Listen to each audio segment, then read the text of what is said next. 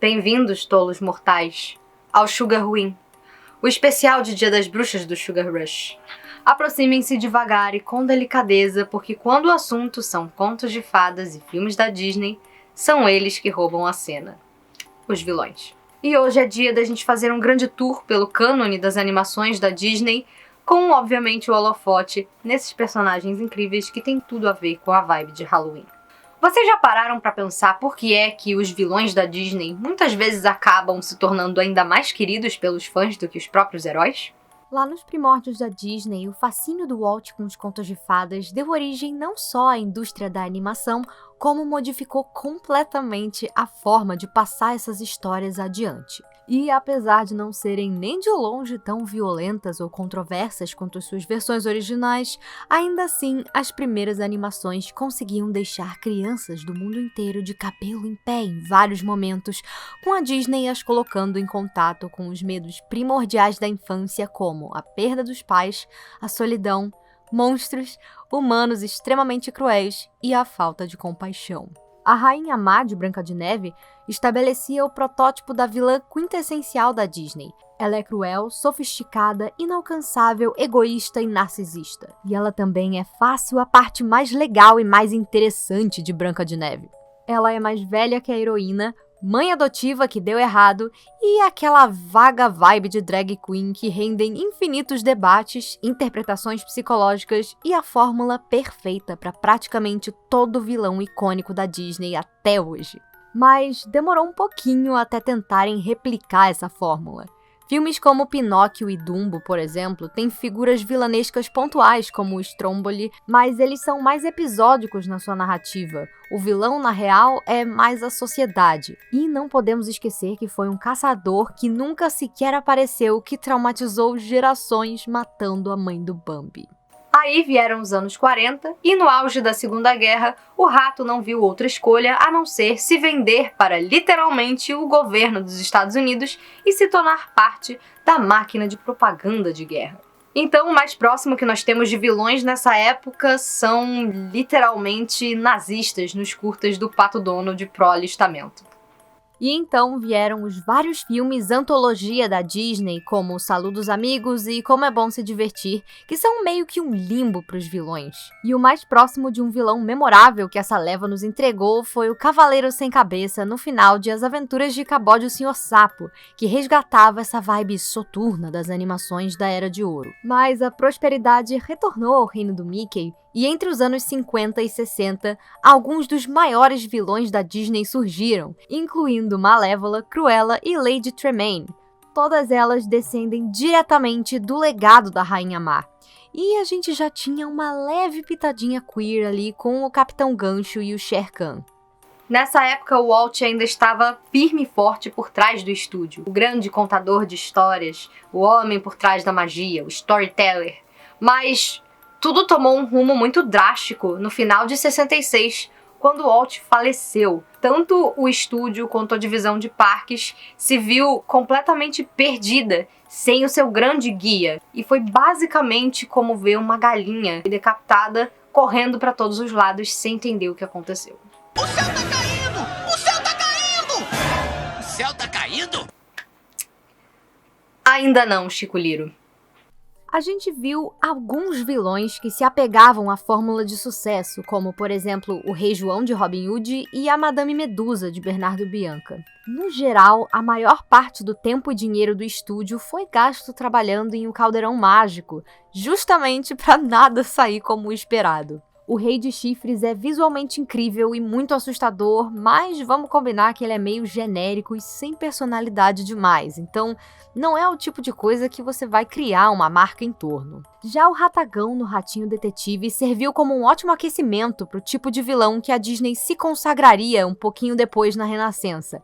Espalhafatoso, de visual e expressão marcante e uma atuação pra lá de especial do Vincent Price. Foi um leve respiro de estabilidade para Disney e que armou o terreno para ela recuperar o carinho do mundo todo a partir de 89. De muitas formas, a Renascença meio que acabou sendo esse ideal platônico, só que modernizado, dessa imagem que a gente tinha da Disney, principalmente nos seus momentos mais queridos. Então nós voltamos aos contos de fadas e aos filmes com princesas, só que dessa vez o marketing estava um pouco mais focado em pegar também audiências adultas, e eles descobriram isso quando eles estavam fazendo os test screenings da Pequena Sereia, essa é uma história muito interessante para um outro dia também. E essa fórmula que envolvia a autodescoberta e a busca do herói ou da heroína por identidade e o seu lugar no mundo, e no meio dessa fórmula é claro que a presença do vilão era uma coisa muito importante. Agora, o ideal do vilão é alguém que é tão divertido quanto o filme em si, o que, claro, atrai o carinho dos fãs.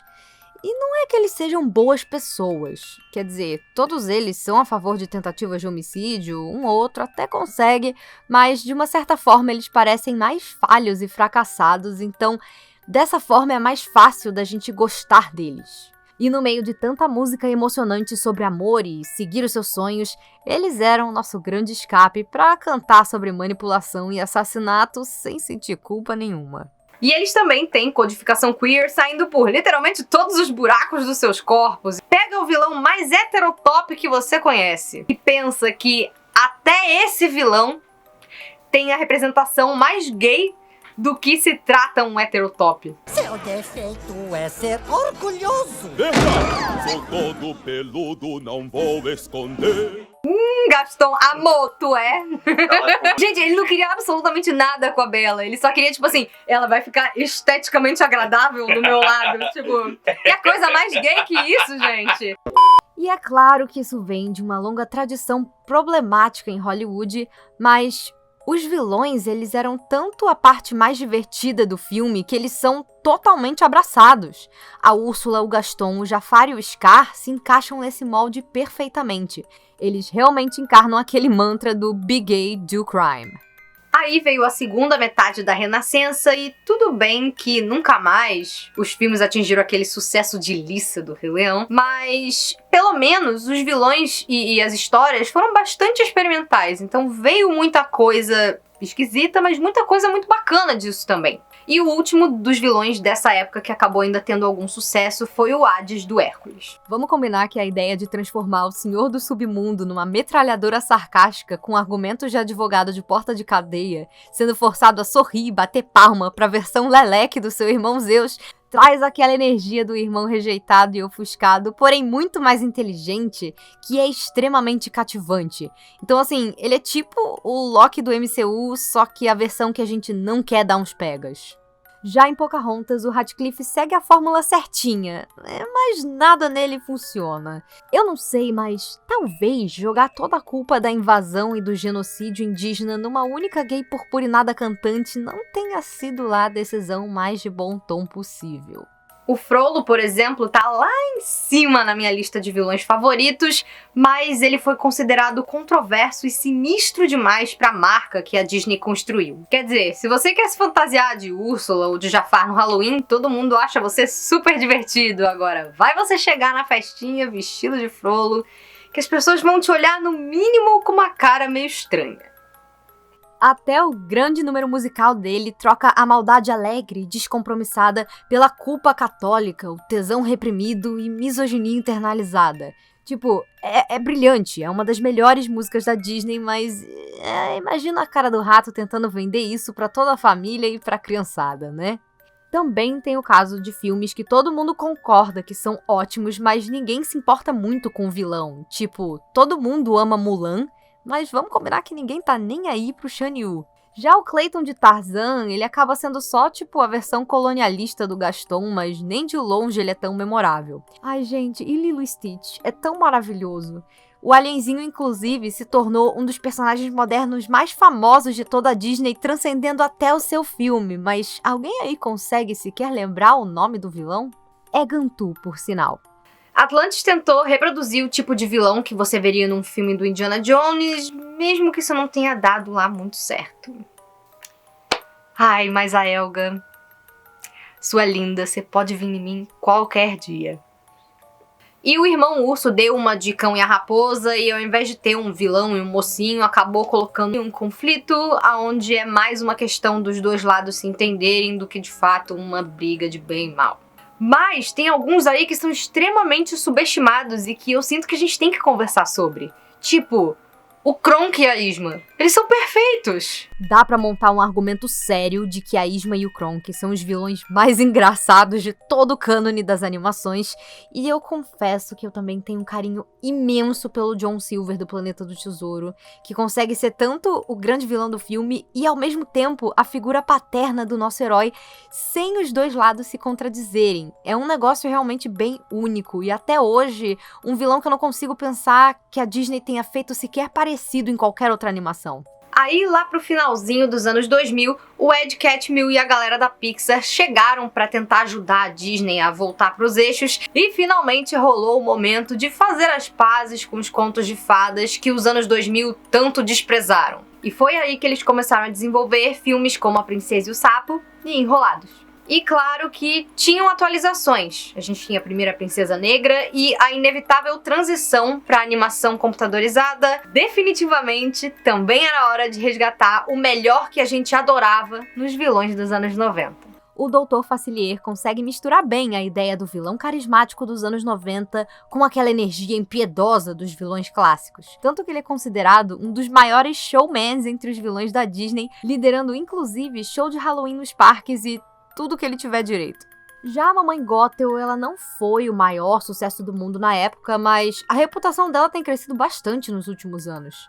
Fora que a ideia dela ter criado a Rapunzel como se ela fosse a sua filha, nos mesmos moldes da madrasta da Cinderela, mas com o twist que, nesse caso, por mais que ela fosse nociva para Rapunzel, era do interesse dela disfarçar as suas reais intenções possessivas como preocupação e carinho, fazem com que a princesa realmente goste dela. E por mais que a audiência desde o começo soubesse que ela era a vilã, da forma como eles constroem a história, é até meio trágico quando a Rapunzel descobre que, na verdade, ela não era sua mãe, mas sim a sua captora.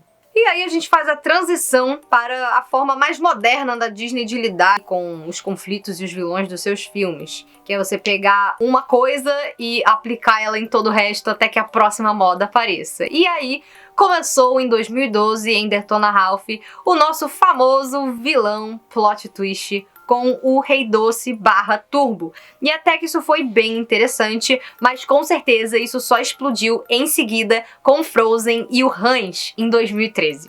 E ele ser o vilão inesperado conecta totalmente com a história que eles estão contando, com o arco da Anna como protagonista e toda aquela subversão não muito sutil da fórmula da Disney que eles estavam montando ali. Em último caso, só essa ideia de você introduzir esse personagem que é o príncipe ideal da Disney e depois, tcharam, revelar que na verdade ele era o seu vilãozão clássico o tempo inteiro é realmente muito boa. É tipo como se você estivesse vendo a Pequena Sereia, sei lá, e aí você tá lá vendo o príncipe Eric, mas aí ele tira a máscara e na verdade ele é, sei lá, o Jafar.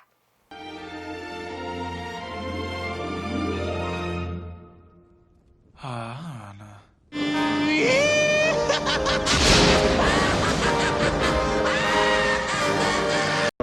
Mas aí, obviamente, depois disso, acabou se tornando uma coisa formulaica, e a gente viu isso ser repetido em filmes como Operação Big Hero e Zootopia, por exemplo. Até que veio Moana finalmente chutar a bunda do status quo e fazer uma coisa realmente diferente e interessante, que acabou sendo essa inovação e a mudança dessa ideia do vilão plot twist para uma coisa totalmente nova, que foi colocar o grande conflito, na verdade, como uma força da natureza. E eu vou aproveitar para desabafar um negócio aqui. Vocês me desculpem o termo, mas pau no cu do Oscar e das demais premiações. Eu quero dizer aqui que Moana é infinitamente superior a Zootopia e essa ideia de que ele é muito melhor, só porque ele fala de racismo, é sinceramente a maior desculpinha esfarrapada. Tá, ok, Zootopia é legal, é criativo, mas tem um monte de coisas ali sobrando na história. Inclusive aquele plot twist forçadaço da vilã ovelhinha assistente do prefeito que se apareceu 3 minutos no filme antes da revelação, foi muito. Eu entendo que a história é um mistério inspirado em filmes no ar, mas vamos combinar que nesses filmes as revelações não são sem graça desse jeito. Já o final de Moana, com a descoberta de que o monstro TK, na verdade, foi o que se tornou a deusa Tefiti depois do mal ter roubado o coração dela, e a forma como a Moana lida com isso e resolve a situação, é honestamente uma das coisas mais lindas que a Disney já fez na vida e ponto.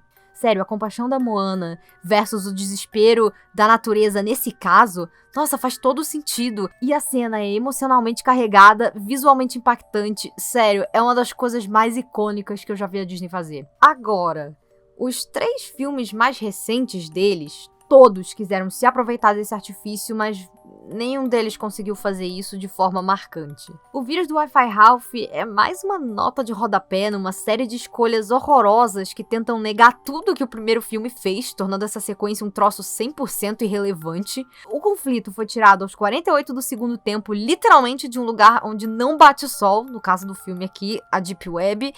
E aí a gente chega no Frozen 2 e...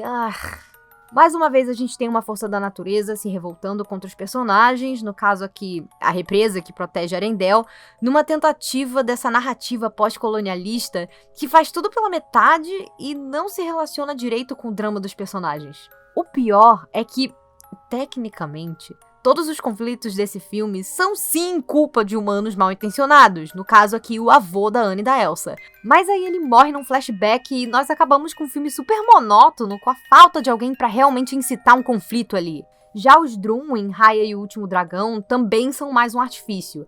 Eles estão ali para alimentar o verdadeiro vilão do filme, que é a desconfiança humana.